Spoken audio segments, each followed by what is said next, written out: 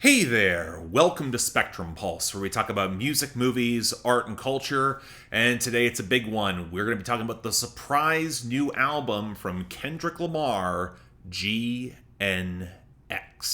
I don't think it can be argued that the biggest story in music, certainly in hip-hop in 2024, was the feud between Drake and Kendrick Lamar, featuring to a lesser extent J. Cole, Future, Metro Boomin, The Weeknd, Rick Ross, and plenty more. And in my opinion, it was also the most poorly explored and incomplete story in music this year, of which you wouldn't think would be the case, given how much attention across media, journalists, streamers, podcasts, reaction channels, and critics was focused in that direction. But the more voices I heard chiming in, the more I was increasingly convinced that the lack of holistic context was proving to be a remarkable disservice, especially as the biggest battleground took place amidst the culture. Now, many will argue that the battle was won and lost on business, who played the charts, the Billboard Hot 100, the label relationships better, especially as certain bridges were burned and we started seeing echoes of Jimmy Iovine and 50 Cent all over again. Now, many will argue this was won on tea or gossip. Whoever was able to make someone look just a little bit different to a large enough portion of their audience. Because how aware you are of how you are perceived and shaped by your audience, especially online, it was a factor in how folks moved in this beef. Now, some will also argue it was one off of tactics or skill or rap quality. Who was able to position their barbs and traps most effectively? Who dropped at the right time? Who knew how to marshal the field versus the careless missteps of arrogance? And the smallest number will know that at least some of this was won on the streets, amidst affiliations with folks that prefer to remain in the shadows, where you have to have specific localized knowledge in Los Angeles and Toronto, and would give a knowing shrug when you heard, well, why doesn't somebody go to the police?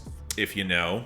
You know. Now, nearly everyone who has covered this beef is missing at least one component of that in the analysis. But even if they had it all, the final and most difficult piece to assemble, even in retrospect, is cultural. Specifically black culture, in which the stark difference between mainstream rap and hip-hop is rooted. If you do not know there is a difference, it kind of makes my point. It's also where the internet is a factor, but not the only factor. You have to go outside. You need to be in or around community to get parts of why this beef hit the way it did. Which is why I had no time for the brigades of dudes trying to decode the cryptic references in bars, because it became very obvious where their knowledge was and where it was lacking. And while there's a part of me that has some degree of sympathy for those folks, a lot of them, they don't know what they don't even know, of which I will also include myself to some extent, as I know I'm not getting an invite to the cookout anytime soon. You do have to be self-aware about this sort of thing. The air in which many of them have responded when they got called out on what they don't know, it also kind of proves my point around cultural illiteracy, or worse still, compromised allegiances that would seek to distort what actually went down. And a major component of all of this is the unfortunate reality that much of the discussion around the beef was framed from points of view that were not explicitly Kendrick Lamar's. He was quiet. How much commentary was based more upon Drake's failures or J. Cole's missteps rather than what Kendrick Lamar did right and his strengths? Now, some of this is inevitable. Kendrick largely avoids the spotlight. He prides himself on it. It seems like there might be less information to work with, but that's also not quite true, because Kendrick's confessional moments across his catalog would give distinct openings into his worldview, which if you're not tied to the culture or you're just running on pure machismo, you might consider them openings, especially from 2022's somewhat controversial Mr. Morale and the Big Steppers. I mean, I've been saying this from the beginning. What this beef revealed most were the folks who did not get that album, that would be Drake, or those who somewhat understood it and really did not like what it was saying or demanding of them, that would be J. Cole. But that's the thing with Mr. Morale, or with Damn, or with To Pimp a Butterfly, or with Untitled Unmastered. You kind of need to be putting in the work to untangle Kendrick Lamar's journey, what he was saying. The density and difficulty was one of the reasons he doesn't have nearly as many imitators as either J. Cole or Drake. And cultural context and larger history, it matters in order to flesh out those pictures, just so you get all the references. With that context, it might be why I don't think Kendrick Lamar got as clean of a victory as some think. There are some flubs that pepper this run, and Drake's most cutting lines on family matters, if given time to truly sit in isolation, they could have done more damage. You could tell that Drake had pieces of the picture to target Kendrick, but just couldn't quite stitch them together. A really defensive lack of focus that made The Heart Part 6 such an utter disaster. But as the months have carried on, and it seemed like Kendrick Lamar was stacking up wins in popular culture, the pop-out concert on Juneteenth, the Super Bowl announcement, the Not Like Us video, every time that it looked like Drake was crashing out rather badly and not reflecting on his loss when he could just otherwise embarrass himself. Basically everything J. Cole has done since that's been proving me right for years now. It still felt like we were missing some insight into Kendrick Lamar's side of the story. Watch the Party Die was a fragment. You could glean pieces from 616 in LA, which is still not on streaming, but the fact that he didn't feel like the main character in so much of the narrative let so many Drake and J. Cole apologists flood the media environment with misinformation or outright garbage. For further information, see DJ Academics, who really deserves a thorough ass whooping at this point. But there was always gonna be that next Kendrick Lamar album coming. He was able to move more freely given his departure from Top Dog Entertainment, working through PG Lang and its Interscope distribution connection. It was only just a matter of time, thus without warning last Friday, we got a teaser, and then minutes later, the full album dropped, with that teaser completely absent. Kind of a shame, the teaser sounded phenomenal. Now, the cover of the album recalled Lil Wayne, which recalled Jay-Z. The attitude and swagger dripped West Coast, where that line that rang out all the louder from the beef is, "It's not just me, I'm what the culture feeling." And after Schoolboy Q, Ab-Soul, Vince Staples, and Tyler the Creator delivered California one of their highest quality winning streaks in years, and as I currently speak, Drake continues to thoroughly embarrass himself picking fights with DeMar DeRozan, and apparently now with Steve Lacy through a stream with XQC, and that is some peak Canadian cringe content right there. An album from Kendrick Lamar felt like the proper capstone, especially for 2024. So what did we get?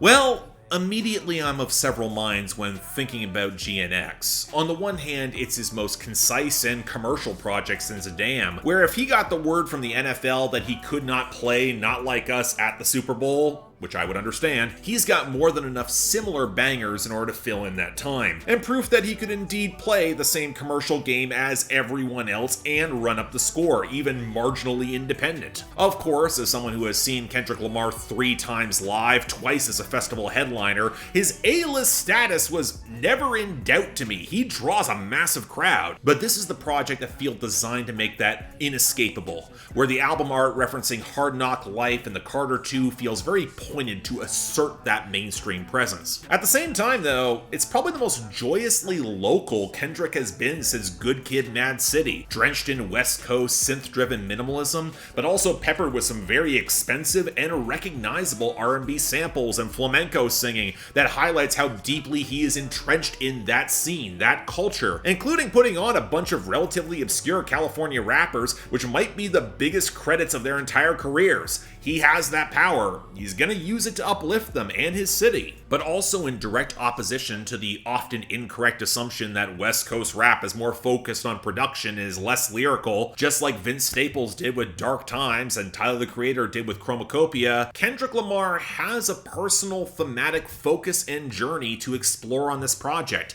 It might seem like a victory lap, but examining the consequences that come with it, the debris in his wake, if the party died, he's now in the position to try to resurrect it in his image, and a newfound battle-tested comfort with the power he now holds. Is it better than Good Kid Mad City or To Pimp a Butterfly, or is it even my favorite hip-hop album of this year? No, I wouldn't say so. But it might be his best since that era in terms of structure, concept, and execution, and leave any talk of, it's just a mixtape, or you need to lower your expectations at the door, because this thing is phenomenal and it's probably not going to get the credit for it. You know what, in fact, let's start with that, and the unfortunate reality that Kendrick Lamar's career has been most defined by ambitious, conceptual, genre-breaking experiences that demand you put in the work. Hell, that was even somewhat true with Damn and fully untangling his heel turn grappling with his sins. So when the audience hears something that feels initially more simplistic, you're gonna get an audience often not familiar with West Coast hip-hop tropes that are gonna lazily dismiss this as a lesser project on sound alone, without even untangling what Kendrick Lamar is actually actually sang. It reminds me a lot of how folks didn't engage as fully as they should have with The Age of Pleasure by Janelle Monáe, where taking a step away from all the grand conceptual android artifice, it was perceived as a weaker project. And even if that might have wound up being true, it's not for the reason of, oh, it's less conceptual, it's not trying as hard. It's the same frustration I have when so few people took FM by Vince Staples as seriously as Big Fish Theory, or really only took Dark Times on that elevated level despite being the most direct follow-through thematically that FM had. Hell, my biggest critique of Mr. Morale and the Big Steppers 2 years ago was how in the context of larger hip-hop discourse, the concept didn't land as strongly for me as it should have because, well, I've got more experience listening to stuff in the underground that does it better. So I was ready for GNX to be more direct and accessible. And yet, even then,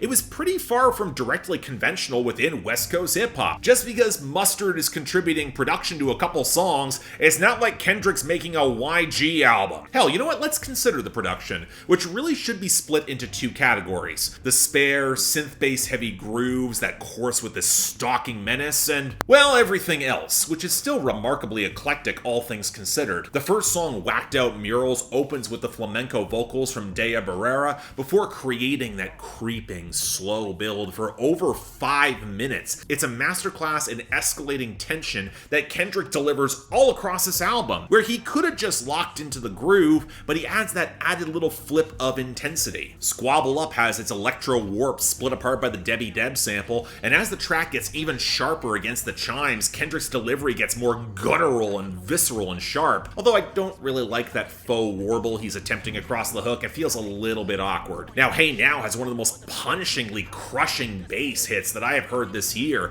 and as some of the G-Funk synths pile up, and that gets even more slick across the sensual pulse of Dodger Blue, and Peekaboo submerges its sample amidst that watery, haunted bass, and still manages to pull together a pretty solid cycling hook, even if the song feels a little short. Same with Dodger Blue for that regard. Now, the one groove I think kind of misses the mark is the title track. It feels like the bass hits and piano are kind of stumbling over each other. It's tough to ascertain the pocket to build a more stable flow, and while I'll give all those guest stars alongside Kendrick some credit for trying, I just don't think it's the best way to actually put them on. But that arguably leads to my biggest critique of the album, and one that kind of echoes Mr. Morale, and that while I can respect Kendrick putting on new talent or outside of what his expected lane is, I'm not always sure he's the best gauge of that talent, especially when it comes to their rapping ability or trying to say a little more. Doty 6 manages some swagger on Hey Now, and Hit a J3 probably has the best energy on GNX, even if I think Young Threat gets that minimalist menace down pretty well to finish off the song, but in that 21 Savage lane. But I wouldn't put them anything close to Kendrick's level, or even among his peers. Not denying what the cosign's gonna do for them, further echoing what Kendrick will do or sacrifice for his city, but I'd also struggle to say I heard enough interesting to go check out any of their projects, and that is kind of disappointing.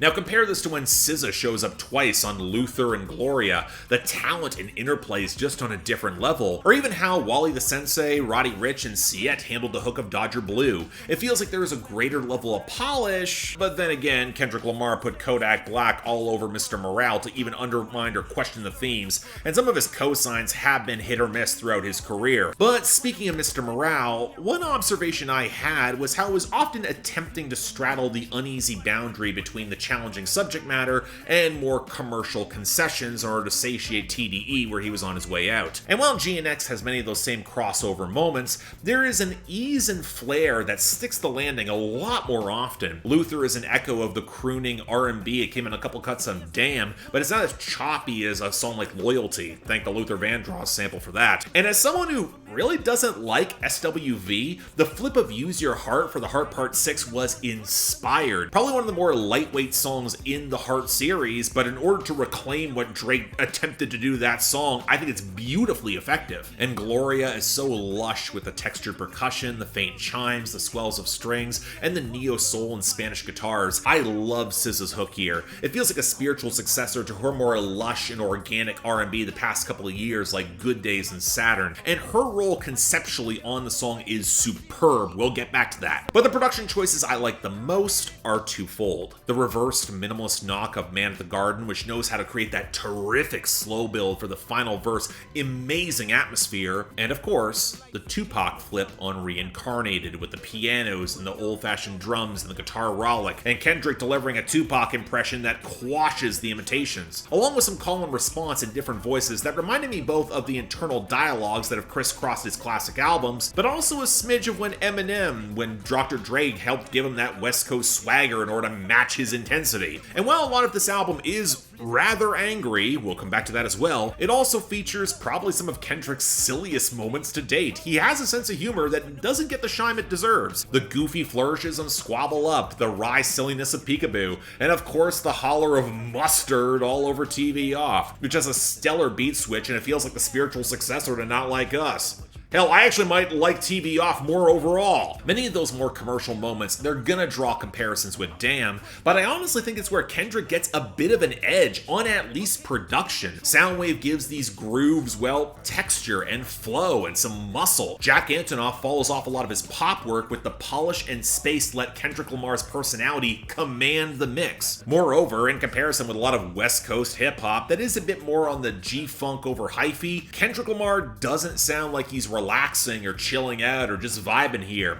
His sound may have changed, but the underlying philosophy and energy, it's not gone away. That kind of puts it in its own lane in that regard. I know, is that really true? A comparison with Damn that is relevant here, right from Whacked Out Murals, if we're talking about bars, so much of Damn was taking a painfully sharp gaze at the consequences of his own success and actions. How he hadn't really shifted the needle as much as he wanted to in terms of public perception. How his temptations were all the louder, and how a heel turn running on his own ego might be the solution. Damn the consequences. An intensely biblical approach to confronting power, often aggressively turning inwards, borderline antisocial. But following Mr. Morale, Kendrick did a lot of the work to try and heal himself, acknowledging that he's nobody's savior. And in the aftermath of the beef this year, where he fought his way to the very top, he now has accumulated more power than ever before, and is still hyper aware of the consequences of that, the bitter disappointment of backhanded industry gains, and how his success in getting the Super Bowl alienated one of his biggest influences and idols in Lil Wayne, where only Nas bothered to call and congratulate him, along with the fear that Snoop Dogg was just high off the edibles when he cross-posted Tailor Made,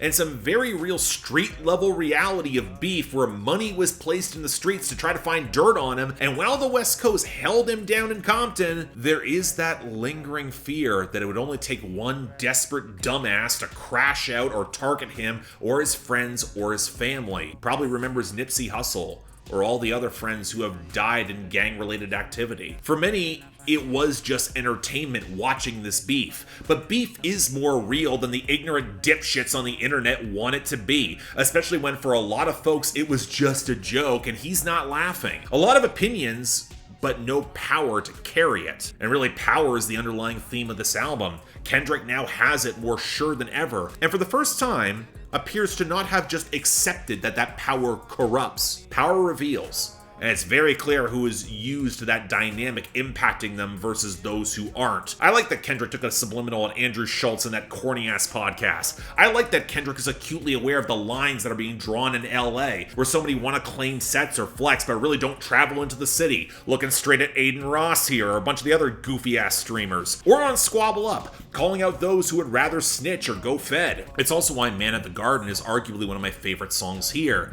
Some highlight the Garden of Eden in terms of claiming prosperity, but I also hear Garden of Gethsemane, where for as much as Kendrick Lamar wants to claim that power, he's acutely aware of what will have to be sacrificed along the way, or what's already been sacrificed, but he's had to take on that role. It's why Reincarnated references artists of the past that would sway the masses, not just the echoes of Tupac or Eminem or their internal torment across their catalog and bars, but also speaking likely on the lives of black legends like John Lee Hooker, another boogeyman of a different time, or Billie Holiday, where with the enticing power they had in entertainment, they could sway the masses like the Lightbringer of old, but also fall prey to their own demons and vices. Which is why the third verse features a conversation with Lucifer inhabiting Kendrick and God. It shows Kendrick confronting the moral authority and responsibility he's now trying to claim despite his thirst for conflict. 10 years ago, he was running from Lucy.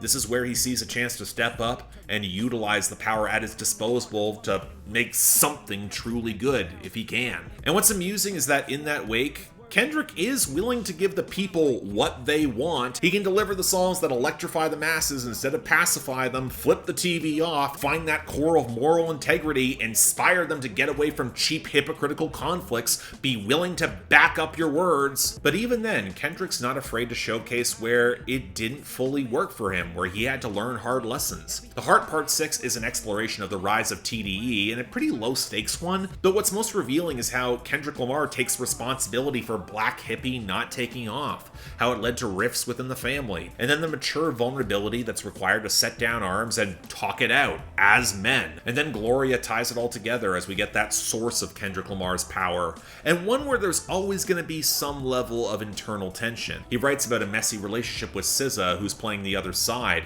where he is acutely aware of every misstep or breakup along the way, but she seems to be ride or die, only to reveal that at the end of the verse, he's talking about his pen, his muse, the actual root of his power, the part of him that channels both his greatest strengths and his greatest weaknesses.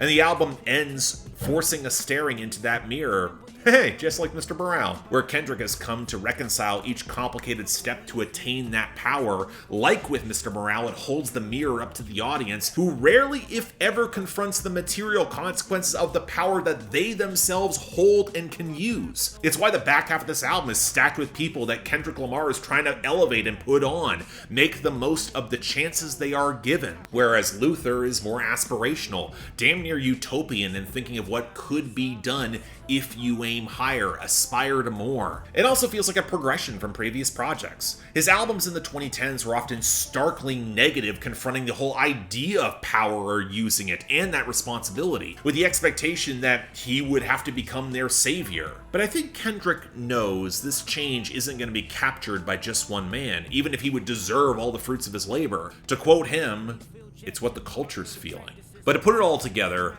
I get the depressing feeling that a lot of GNX might wind up being misconstrued or ignored. That a lot of folks are simply going to think Kendrick Lamar's cashing in on the beef with West Coast bangers and following Not Like Us and the occasional disconnected experiment that they don't get anyway, highlighting the seeming friction between the two. But honestly, I don't think that could be further from the truth. This might be his most commercial project in terms of polish and hooks, but it doesn't have the feel of being above that commerciality. One thing the Juneteenth concert revealed is that for as much as Kendrick Lamar might be stereotyped as the pretentious, self-flagellating hotep that only stoops to the level of the common man when he has to get out another quick hit. Look, I saw that concert. He loved the joyful accolade that came with celebrating his victory and playing Not Like Us 5 or 6 times. And this album shows him reaping that cultural currency, not only willing to give some of it back, but also triple check that he's worthy of it in the context of history, and then start taking out the trash. It's deceptive in its effortlessness, where many of the braggadocious moments highlights how he could ride these grooves and actually say something along the way. West Coast rap can do that. Might be a bit simplified, but deliver with the venom or intensity to highlight how he's not often wrong in what he says. Moreover, again, GNX feels like thematic progression. Mr. Morale was the album he needed to pull his life together, find inner peace, ask hard questions of the audience, where GNX is more confrontational and knowing those who won't listen need to be cowed in line. He's better at using the power now, and that allows for something that's more interesting as he embraces his freedom. And given that he's outside of TDE's structure and release schedule now, who knows where he might take that journey? So for GNX, looser, rougher, goes hard as hell, probably one of the best albums of 2024. You probably already heard the album, but for those of you who think it's mid or that there isn't more going on, consider all of this a random act of kindness by a man who wants to give you, something to believe in. So yeah, thanks a lot for watching. If you want to see more, please be sure to like, share, drop comments, subscribe. I'll admit, this was a lot to actually process, but again, I don't think this review is going to wind up as long as my Mr. Morale review, which was a lot more tangled. This feels more straightforward in its own ways, but again, I really, really like this. I like it more than Damn, I like it more than Mr. Morale. I think I might be in the minority with that, but again, we will have to see. Beyond that, though, anything else I might be able to do to improve my presentation, I'm all ears. If y'all want to get involved in helping support the channel or adding anything to my schedule in the one last week before year end, link to my Patreon is right over there, as is YouTube memberships. Don't feel obligated, tough times, I understand, but the option's available. Till then, I'm Mark, you're watching Spectrum Pulse, and I'll see you next time.